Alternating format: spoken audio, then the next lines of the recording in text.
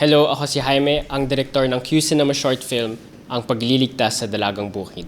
Maraming beses kong narinig mula sa aking lolo't lola ang tungkol sa isang pelikulang Pilipino noong 20th century.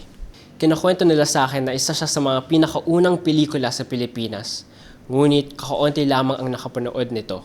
Kasabay ng pagtuklas natin sa storya ng pelikulang ito ay ang iba't ibang emosyon na ating mararamdaman.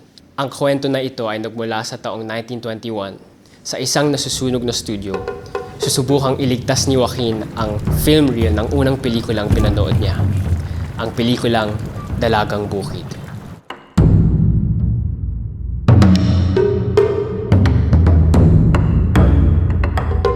Kaya ako napoo sa pelikulang ito ay dahil bilang child actress ako dati, hindi na nawala sa akin yung pagmamahal sa pelikulang Pilipino. Kaya mahalaga para sa akin na hindi makalimutan ang pelikulang atin mula noon hanggang ngayon. Oo, kasi yung pelikulang to, para rin siyang isang liham ng pagmamahal sa pagpepelikula. At bilang isang estudyante ng pelikula, mahalaga rin para sa akin na mapag-aralan at may kwento kung saan rin tayo nanggaling.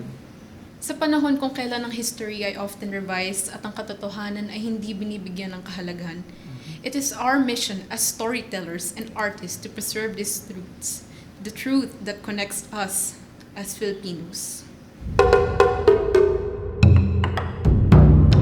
Dahil sa sitwasyon ngayon, ang crowdfunding na ito ay binuo upang makalikom ng sapat na resources para masuportahan ang pangarap ni Jaime na magawa ang pelikulang ito.